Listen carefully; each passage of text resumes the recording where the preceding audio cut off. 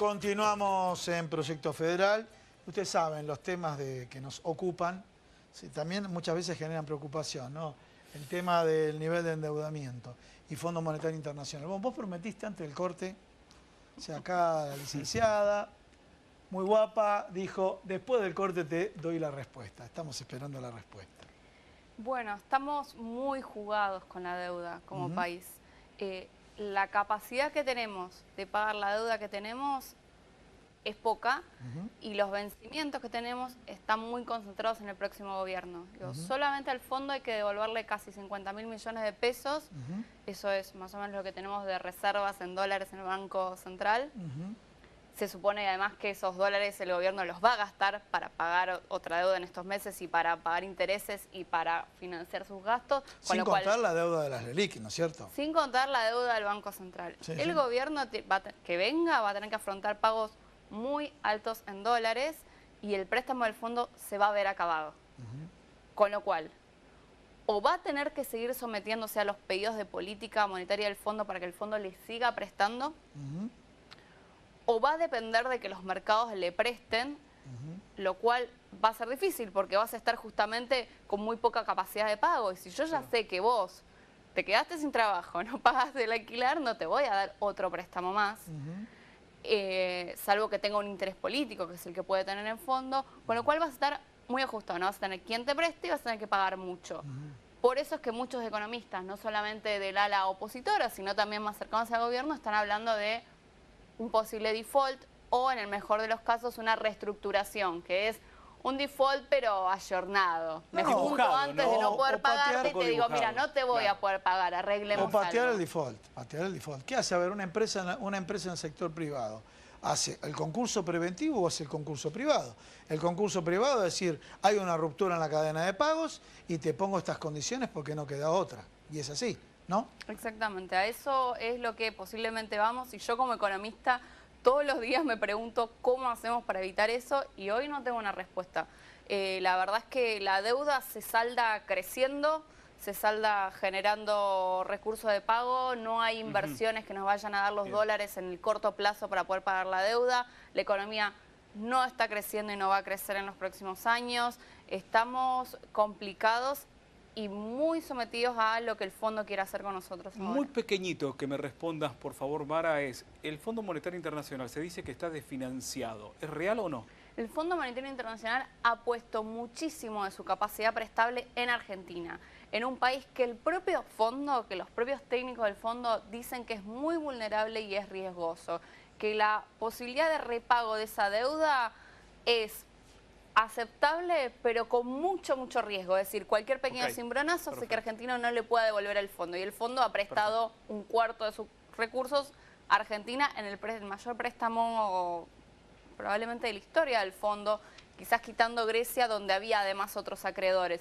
Con lo cual, yo no sé si el fondo puede desfinanciarse per se, porque el fondo también es un organismo político, donde tiene que ver que hay muchos países aportando y intentando que los países al menos no se caigan en términos de que no puedan no pagarle a sus acreedores, pero el fondo se ha jugado mucho con Argentina y eso también puede ser un condicionante, porque no todos los países que integran el fondo están muy contentos con este acuerdo. Gracias. Bueno, Mara, muchísimas gracias, muy amable. Gracias. Muchísimas gracias para vos, Pablo. Pablo también, vamos a convocar en otro programa. Gracias. Bueno, señores, vamos a un pequeño corte. No, antes del corte, a ver qué te parece que nosotros estuvimos compartiendo el Congreso General Ordinario de la Federación Argentina de Trabajadores de Farmacia. Exactamente. Le hicimos una nota al secretario general de Ferroviarios, Sergio Sacia.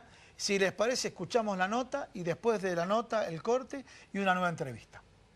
Bueno, nos encontramos ahora con Sergio Sacia, obviamente conocido por todos ustedes, representa al movimiento obrero, representa al MASE y representa a los trabajadores ferroviarios. Bueno, contanos un poco primero tu primera impresión de lo que fue la apertura de este acto y siempre estás acompañando a la Federación de Farmacia. Bueno, y en segunda instancia, ¿cómo estás viendo todas las políticas que hacen al movimiento obrero organizado? Sí, en primer lugar agradecer en nombre de todos los representantes del Movimiento de Acción Sindical Argentino, a Roque Garzón, secretario general de la Federación, y a todos los delegados congresales, desearle lógicamente una jornada de debate de todo ese tratamiento del orden del día que que han expuesto y que seguramente se va a resumir en un documento que expresarán el día de mañana.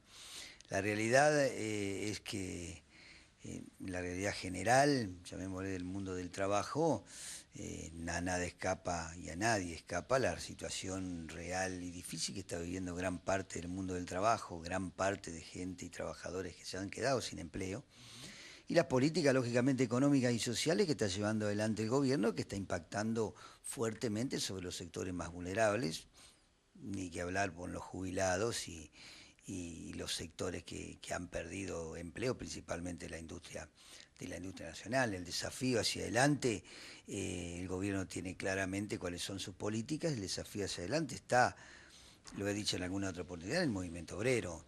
Y para lograrlo considero que tenemos que buscar las herramientas y los caminos que nos conduzcan a la unidad real de una CGT que tiene que tener cuerpo, que tiene que tener fortaleza, que tiene que tener proyecto y que tiene que ser federal. ¿Cómo lo logramos?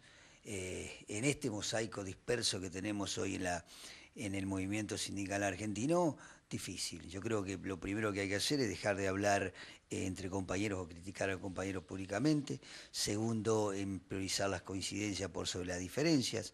Tercero, en dejar los personalismos de lado. Cuarto, en buscar puntos de encuentro que nos lleven a un debate real de qué manera dejamos todo eso de lado y construimos algo en defensa de la Argentina y los trabajadores, que lo hemos dicho en alguna oportunidad, el Massa interpreta que debe ser el debate de un proyecto nacional que nos lleve como punto de encuentro a la unidad real del movimiento obrero. Ese es el desafío, interpretamos nosotros, ese es lo que vamos a seguir luchando y bregando, porque la Argentina y los trabajadores principalmente necesitan una CGT unida, fuerte, representativa y federal en defensa de los trabajadores por el presente y por el futuro, ¿no? Mencionaste en tu alocución que, bueno, desde el MASA tienen, porque tienen equipos técnicos trabajando para usted, tienen propuestas para hacer de toda índole, y también me refiero para resolver la problemática de los temas laborales y los temas económicos.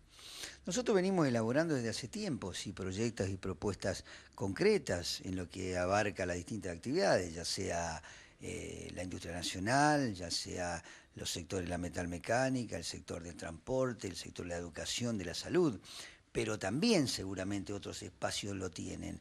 Lo importante es poder confluir en el debate y que ese sea el punto coyuntural de encuentro que nos lleva a la unidad real de todos los argentinos y de los trabajadores principalmente. Hoy nos atraviesa, y eso no tenemos que, porque ya nos ha pasado en el tiempo, nos atraviesa la política. Y la política no nos puede atravesar para lograr o llevar a más división dentro del movimiento obrero. Nosotros, logrando la unidad del movimiento obrero, podemos seguramente articular a colaborar en la unidad del peronismo para hacer opción también del gobierno en el 2019. El desafío es muy grande que tenemos desde la representación de los trabajadores, y creo que hay que priorizar la responsabilidad por sobre todas las cosas.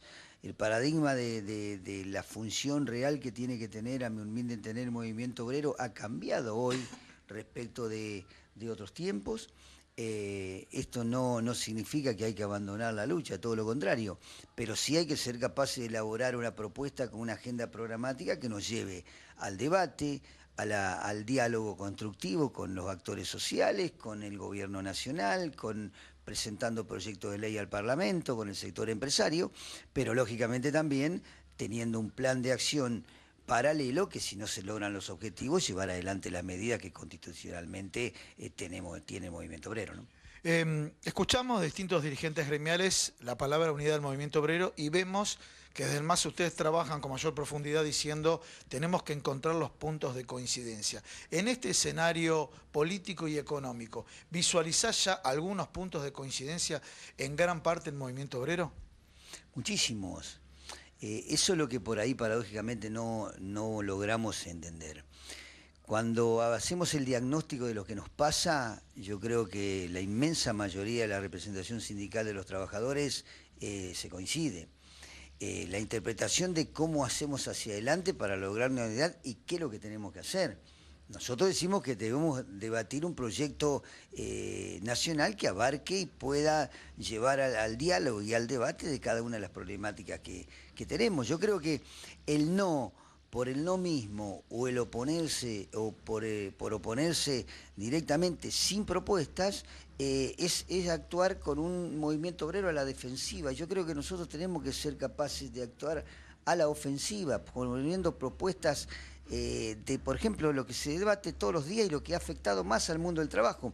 Cómo defendemos la industria nacional, no solo con un eslogan de no a las privatizaciones o no al ingreso a las importaciones. Solamente nosotros tenemos que generar propuestas alternativas que nos conduzcan a ese fortalecimiento y llevar al debate, porque hemos perdido claramente y últimamente desde el movimiento obrero la batalla cultural. Hoy se generaliza todo, que el movimiento obrero lo único que hace es medidas, que corta las calles, que no tiene propuestas. Nosotros tenemos que llevar ese debate, y para ese debate tenemos que tener realmente un proyecto elaborado que lo sepan los trabajadores, que lo sepa la sociedad, y que los mejores hombres y mujeres del movimiento obrero lo lleven adelante, lógicamente materializando una unidad que realmente tiene que ser para el presente y para el futuro de los argentinos, ¿no? Y para cerrar, la semana pasada el presidente de la Nación, Mauricio Macri, estuvo en el coloquio de IDEA y de alguna manera dejó entrever o reflotar el proyecto de flexibilización laboral. Bueno, ¿cómo lo ves vos desde el MASA propiamente dicho, ¿no? Lógicamente, totalmente nos oponemos a eso. Desde la fortaleza que podemos generar, desde la unidad que tenemos que construir, vamos a lograr no solo defender las banderas de todas las conquistas que hemos logrado, desde los convenios colectivos de trabajo, los salarios, los beneficios sociales, etcétera, sino también apostar y aportar a todas las mejoras que se tienen que seguir logrando, y principalmente a trabajar por volver a recrear y a lograr el empleo y la inclusión de muchos argentinos que se han quedado sin trabajo. Hay muchos hoy planes sociales que esa gente y esos trabajadores demandan trabajo. La situación de los jubilados es muy complicada y muy difícil con el aumento de las tarifas, la inflación, etcétera. O sea, no es novedad, no puede ser novedad para nosotros cuáles son las políticas que lleva adelante el gobierno nacional. Lo que no tiene que ser, lo que sí tiene que ser un punto realmente de desafío para todos los trabajadores, es ver cómo logramos la unidad real del movimiento obrero y que nos permita defender las banderas y levantar las banderas de la justicia social y la defensa del empleo, pero también generar propuestas que nos permitan también desarrollarnos hacia un futuro que va a ser difícil para el próximo gobierno que gobierne, valga la redundancia, en 2019, ¿no? Muchas gracias. No, gracias.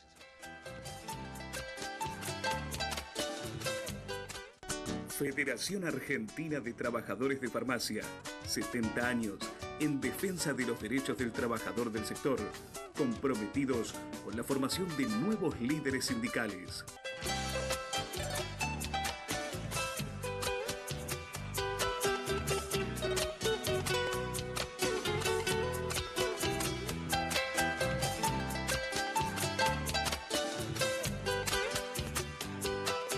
Bueno, estamos cerrando la última parte del programa, vamos a hablar de salud, temas que tanto te interesan a vos. Estamos con la doctora Mariana Artola, ¿cómo te va? ¿Qué tal? ¿Cómo les va? Es médica Mariana? tocoginecóloga. Así es. Bienvenida. Y vamos a hablar de osteoporosis, pero ¿sabes qué? Vamos a preguntarle en sentido inverso. Por ejemplo, el tema de las fracturas, la alta prevalencia de las fracturas de cadera y demás, y todo esto, su relación con la osteoporosis. Claro. Bueno, digamos, las fracturas de cadera es patología muy prevalente en la población mayor de 50 años, ¿sí? Tanto en hombres como en mujeres, si bien la relación entre ellos dos es bastante dispar, casi 2.5 mujeres por un hombre se fracturan la cadera, por ende es casi el triple, ¿sí? Hay diversos factores de riesgo que favorecen esto. Y bueno, justamente, digamos, la osteoporosis es como el factor de riesgo más importante, digamos, o la causa para que se produzcan tantas fracturas, ¿sí? La osteoporosis es una enfermedad que se basa en la pérdida en la pérdida de la masa ósea, ¿sí? Cambios en la arquitectura del hueso, por ende mayor fragilidad. ¿Tiene que ver la pérdida de calcio? Sí, desde ya que sí, el calcio es el principal mineral junto con el colágeno de los que está compuesto el hueso.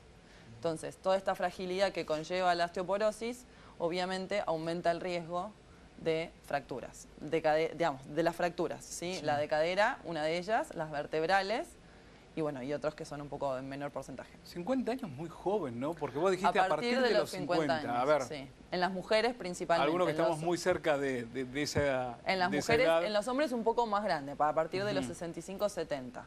Pero bueno, todo esto se correlaciona con la edad de la edad promedio de la menopausia en las mujeres, ¿sí? Donde Claro. dejan de tener el efecto protector o beneficioso que tienen los estrógenos, Sí. que se ve mucho este impacto en el hueso, ¿no? Obviamente, el cese de actividad. Bien, a ver, contanos un poquito, ¿por qué se da? Vos lo dijiste, lo explicaste recién, pero con más detenimiento. ¿Por qué está más expuesta la mujer a la osteoporosis? Mira, los estrógenos cumplen un efecto protector, ¿sí? A nivel de lo que es la salud ósea. Inhiben, digamos, son como un freno para que el hueso se gaste de manera acelerada, por decirlo de alguna manera, ¿sí? Cuando esos O estrógenos sea, frenan el desgaste del hueso. frenan el desgaste del hueso, exactamente, son como protectores. Ujú. Una vez que las mujeres dejan de menstruar, o sea, ese freno lo tienen con la menstruación regular, ¿no? O con la menstruación, los no. estrógenos, ¿sí? Que son las hormonas femeninas. Sí. Cuando se instaura la menopausia, esos estrógenos, esos niveles bajan de manera radical y empiezan a haber efectos en un montón digamos, de órganos y sistemas del cuerpo. El hueso, uno de ellos, uno de los principalmente afectados. Ujú, clarísimo. Te hago una pregunta, a ver, personas que pueden tener algún tema determinado, por ejemplo, qué sé yo, empiezo a sentir que mi dentadura comienza a tener ciertas problemáticas, ¿sí? Se me parte un diente, se me parte una muela, comienzo a sentir por ahí algunos dolores particulares en la pierna, en el movimiento, pero los estudios no me dan que haya falta de calcio. Sí. ¿Eso puede determinar que una persona que no llega a los 50 años pueda hacer o comenzar con un proceso de osteoporosis o no? Mira, la realidad es que puntualmente lo que vos me decís, no tanto. De cualquier manera, siempre hay que buscar otras patologías que no sean la osteoporosis que puedan generar pérdida de la masa ósea, ¿sí? De las cuales hay una amplia gama. Como también otros factores de riesgo, como pueden ser el tabaquismo, el alcohol, el descenso de peso muy brusco, digamos, entre otras, Claro. otras medicaciones que pueden generar, digamos, también la disminución de la masa ósea, ¿sí? Obviamente el diagnóstico de osteoporosis se hace en el contexto de falta de otras patologías, ¿no? Digamos, uno no se concentra. Como te digo, en pacientes que tienen edad que no está comprendida dentro de lo que habitualmente, digamos, se estima que es la osteoporosis, siempre hay que tratar de buscar algún otro tipo de patología, ¿sí? Que también puede afectar al hueso, pero no necesariamente que sea Bueno, osteoporosis. a ver, vamos a ver recomendaciones. Dijimos, tabaquismo, Sí, afecta terriblemente la osteoporosis. tremendamente. Alcohol. Alcohol, afecta terriblemente También. la osteoporosis. Sí. Baja de peso Sedentarismo. y baja de peso Sedentarismo. rápido. Sí. Acá Luis aporta baja de peso abrupta. El Luis, baja de peso, abrupta. ¿verdad? Yo te digo, Tiene- yo me tengo un corrijo tema porque con tiene eso, más que por ver eso. con delgadez extrema, Sí, ¿sí? sí, O sea, no es el personas caso que tuyo, no Luis, ingieren la cantidad Ajá, de minerales sí, y, exactamente. digamos, y Ajá. suplementos que necesitamos Una dieta diariamente. no balanceada. Exactamente. Baja de dietas peso con dieta no balanceadas. balanceada, ¿no? Exactamente. Bueno, y la relación existente entre los huesos y el músculo, o sea, la pérdida de masa muscular, Sí. la pérdida ósea, ¿van de la mano? ¿Van Van de por la caminos mano, desde ya. diferentes? Funcionan como un sistema, el sistema musculoesquelético, digamos, que se ¿sí? conoce. Exactamente. Obviamente que hay que, digamos, cuando uno da recomendaciones, el objetivo es dar recomendaciones para mantener la buena salud de ambos, ¿sí?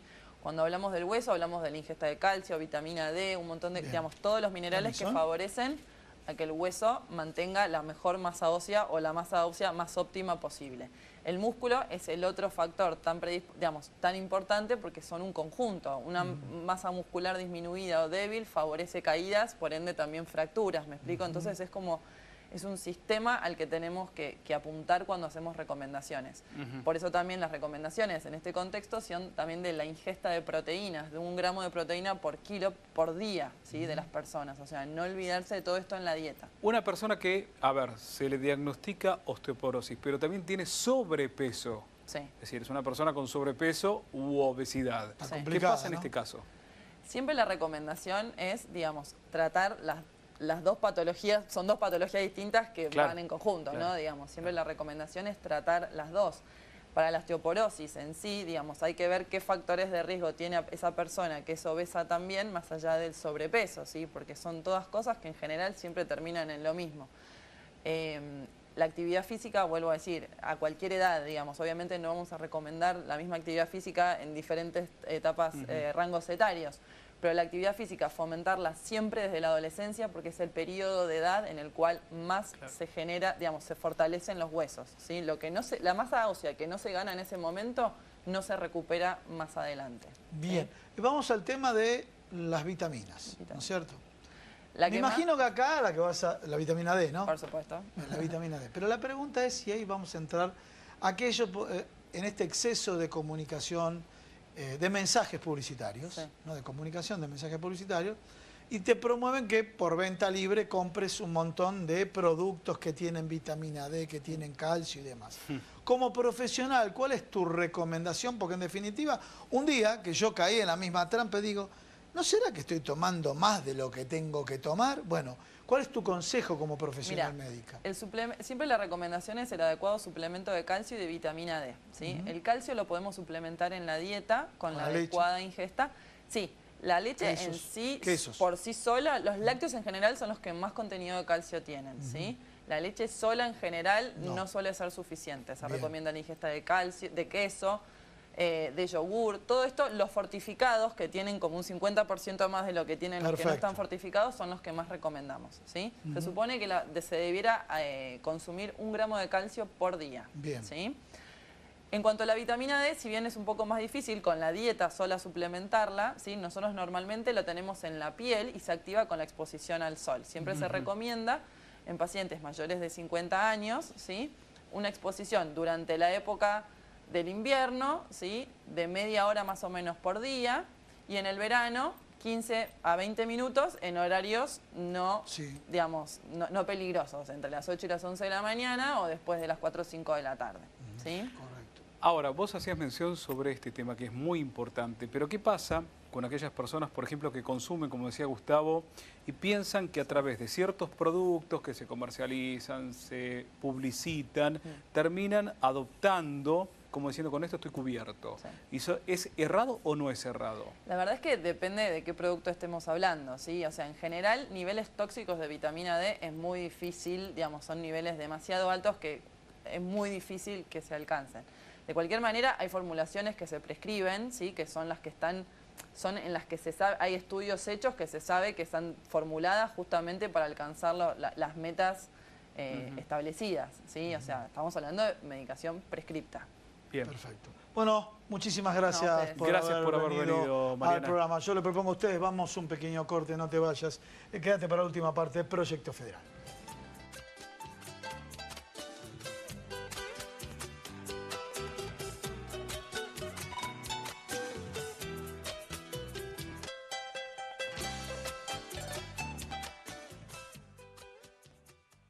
Bueno, estamos cerrando el programa, Luis, y ya que estamos cerrando el programa, también tenemos que rememorar el Congreso General Ordinario de la Federación, donde estuvieron presentes importantísimas autoridades y también estuvo José Urtubey, que es un referente de la Unión Industrial Argentina. Así que yo te pido, vos despedí el programa, saludá a la gente, porque voy a estar yo en la nota, por eso lo digo. Dale, vamos.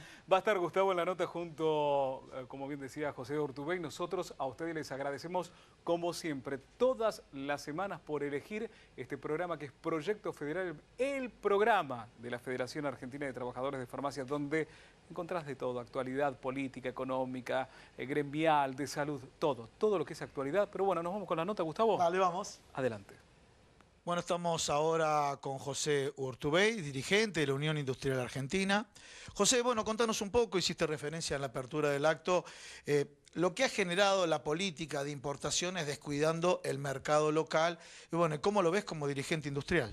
Sí, en primer término, estar en este congreso me parece que es sumamente importante porque muestra la diversidad, muestra la pluralidad en la convocatoria, porque desde distintos sectores podemos estar analizando una misma realidad difícil, una economía complicada, que entre otras cosas creo que hubo un desordenado manejo de las políticas de importación en la Argentina.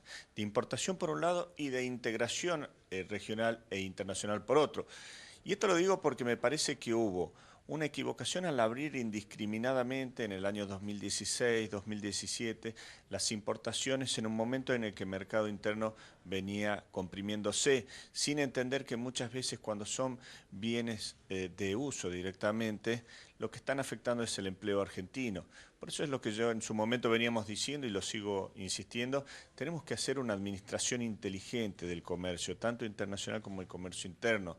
Esto no significa estar cerrado, pero si de repente vemos cómo Estados Unidos tiene una actitud protectiva o cuidadosa por lo menos de su mercado interno, la Unión Europea lo mismo, y bueno, por lo menos debería llamarnos a la reflexión de que para poder tener una exitosa política exportadora tenemos que tener una política de cuidado de nuestro mercado interno también. Para trazar un paralelismo, desde los gremios se negocian paritarias, pero también se ha mencionado en la apertura del evento el tema de el cuidado del trabajo o el tema del desempleo. ¿Cómo estás viendo el tema del desempleo principalmente en el sector industrial?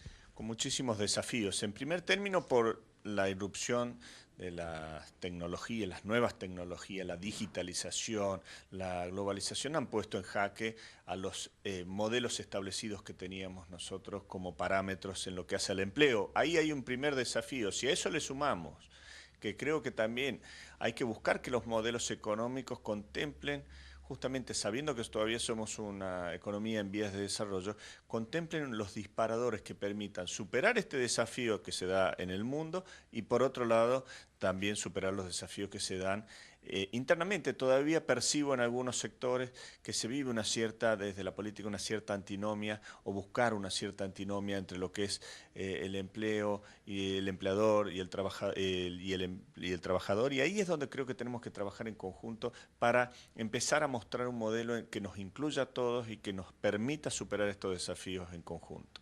Muchas gracias, José. No, por favor, muchas gracias.